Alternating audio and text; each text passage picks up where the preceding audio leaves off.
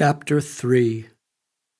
From halfway across the world, I could feel the anguish of my parents, helpless as they were to communicate their feelings to me.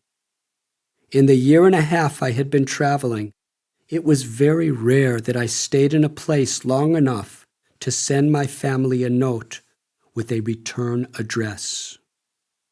So it had been a long time since I had had any news from them. In a recent letter, I shared my experiences in Vrindavan and included a return address. I awaited their replies. One afternoon, Asim Krishna handed me 3 letters. Sensing the content, I brought them to the bank of the Yamuna. The first letter was from my father.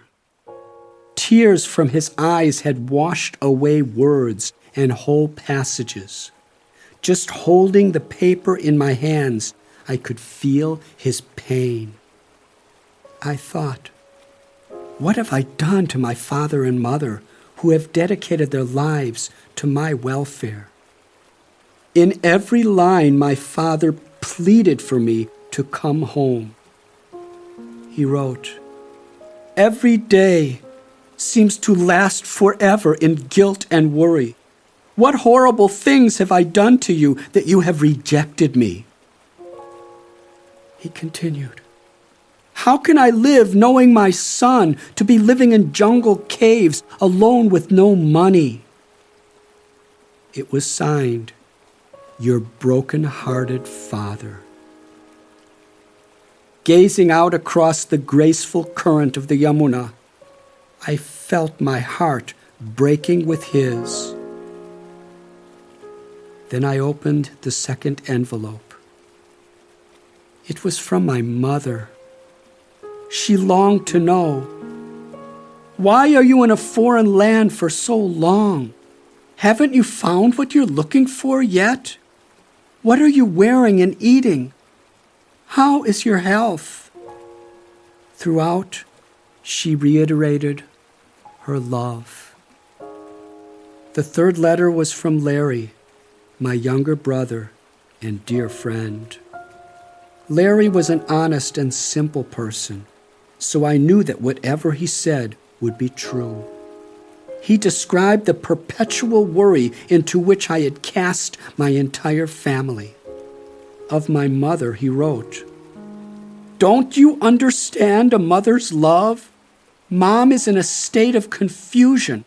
She helplessly worries day and night about your safety." Then he described my father's condition. "Our father's hair is graying. He has aged years since you abandoned us. He stares blindly at a wall, lost in grief. Thinking of you, all alone, living in caves and jungles, he cries, 'Do you want to kill your own father? Is this your idea of religion? Maybe you don't care if he lives or dies, but we love him. If you don't come home, you will be held responsible for his death.'" My heart pounding, I silently prayed for guidance.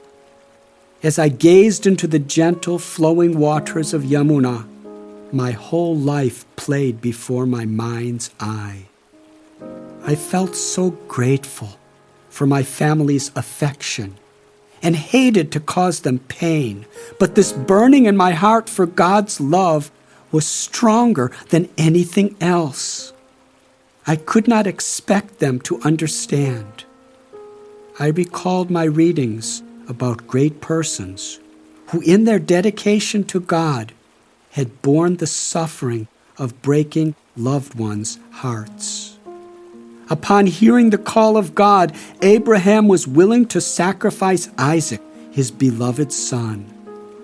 Hearing his calling at Gethsemane, Lord Jesus accepted crucifixion, while his mother Mary wept bitterly beneath the cross. His apostles, too, left everything behind to heed his call. Hearing that same inner call, Prince Siddhartha Gautama left his loving family in tears as he disappeared into the forest to travel the path of becoming the Buddha. When the inner voice of God called for him, Shankaracharya, the greatest proponent of the path of non-dualism, left home, breaking his poor mother's heart. And for our sake, Lord Chaitanya left his widowed mother in pools of tears. These saints and avatars are great, I thought, and I am small. Yet a calling, this longing for the divine life, has overcome me. I spent the day on the bank of the Yamuna, praying for my family and praying for guidance.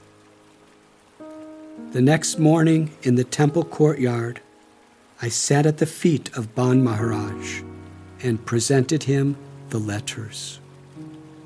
Tears welled in his eyes as he read them. For a long time he stared across the courtyard, lost in thought. Then he turned to me and spoke. Long ago, when I was about your age, I accepted a life of renunciation. This caused my mother and father unbearable pain. It was a great test in my life. To break the hearts of your loved ones is often a price you must pay to accept a life of exclusive devotion. But you will see, in the passing of time, they will understand and appreciate your life. In fact, they will be proud of you. In the meantime, there is no restriction in a sadhu meeting his mother or father. You must search your own heart. In my reply to Father, I wrote,